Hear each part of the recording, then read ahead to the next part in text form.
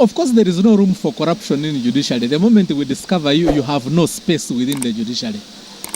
We have the same thinking with the Judicial Service Commission that disciplines judges and magistrates, that the moment you are caught in any corruption scandal, you don't have any space in the judiciary. You must go home. So in other words, we are going to implement a zero tolerance to corruption approach.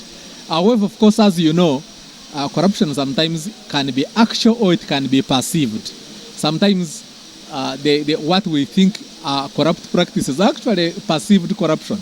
But if we have the actual one where we get you into it, then definitely your space in judiciary is not there. You can't survive in judiciary. Under the law, election petitions take precedence over other matters. In fact, when they file them, we are supposed to suspend everything else and deal with them.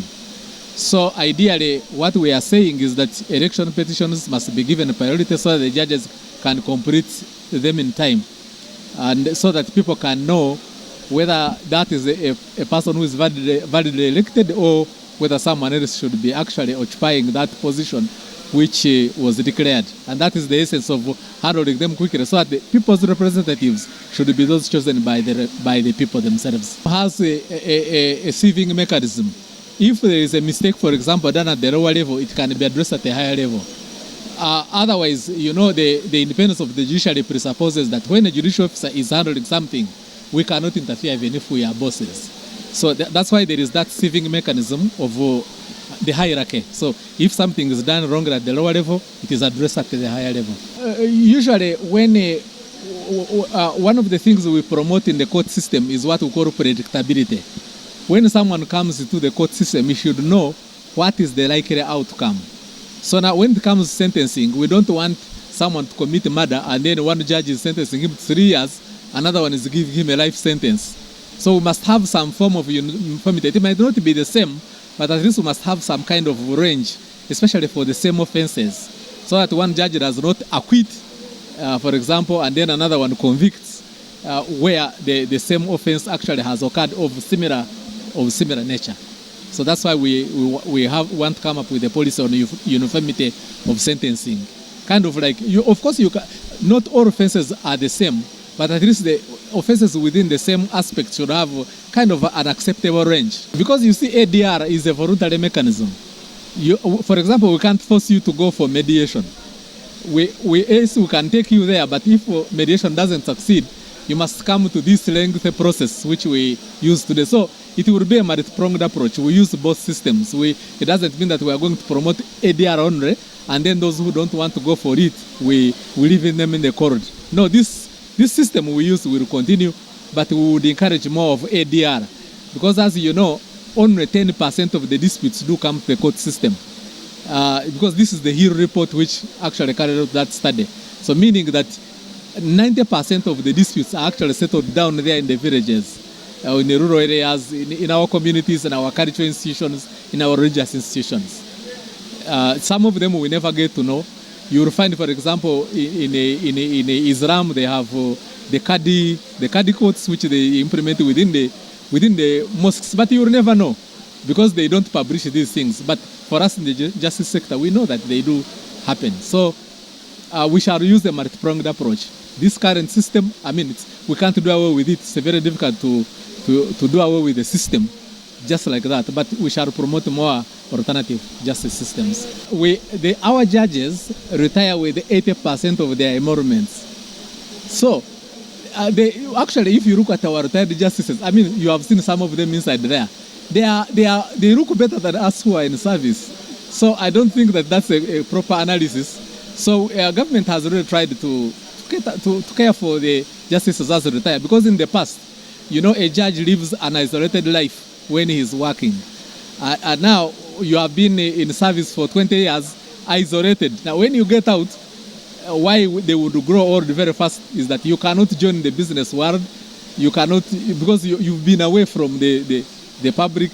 Yeah, so when the government realized that, they said, okay, let's have a judge retiring with 80% of the emoluments. So in that way, then a judge will have a comfortable life after retirement, because the other problems of isolation cannot follow the judge into retirement. So now they are really fine.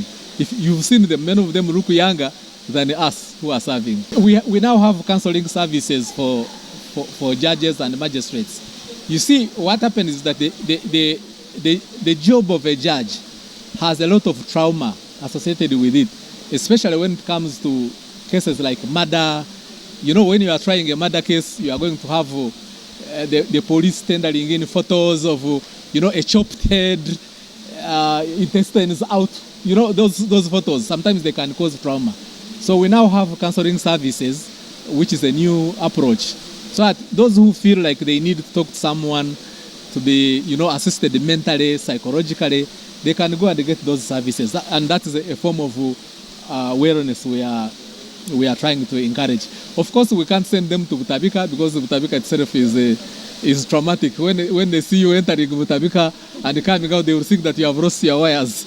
So the counseling services we have are outside the mental hospital. I think we can stop at that. Wabula wabaawo obutakkaanya abantu bennyini ne bagenda mu kkooti ne bawaaba. Kino kitegeeza nti we tuteekawo embeera ng'abantu bennyini abalina ensonga zaabwe basobola okutuula nga makati waliwo omuntu abayambako okukaanya. Ekyo kijja kuyamba n'ebyenfuna bya Uganda kuba okusasula balooya kyetaaga ssente nnyingi. Ekyokubiri, oluusi kkooti esobola okuyisa ekiragiro ng'egamba nti wabaawo enkaayana ku ttaka lino tebajja likozesa. N'olwekyo ogenda okusanga nga yiika ne yiika ez'ettaka tebazikozesa lwakuba waliwo enkaayana. Oluusi kkooti esobola okugamba nti ssente zino muziteeke ku akawunti ya kkooti. Kitegeeza nti ssente ezo tezijja kuyamba byanfuna bya Uganda. N'olwekyo okukola ennyo n'okufuba okulaba ng'abantu basobola okukaanya ebweru wa kkooti kijja kuyamba ebyenfuna bya Uganda.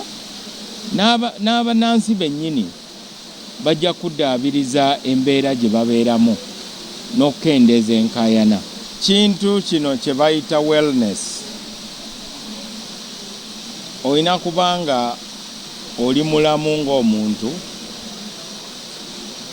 osobola okubeera omulamuzi ng'olina ebyambalo byo, abantu bakussaamu ekitiibwa, naye nga mu bulamu bwo oyinza okuba nga olina ebikukosa. N'olwekyo okubeera omulamu olina okubeera n'emikwano gy'osobola okwogera nagyo ng'obabuulira ebikuluma, ng'obategeeza obulamu bwo engeri gye bugendamu. Bano abalamuzi abantu babalabanga abantu abali waggulu nnyo abatalina bizibu, naye nabo bantu. N'olwekyo buli mulamuzi alina kusooka kukkiriza nti naye muntu, alina ebimukosa, alina ebimuluma, ate yeetaaga kubeera n'emikwano gisobola okumuyambako okubanga omutwe gwe guterera.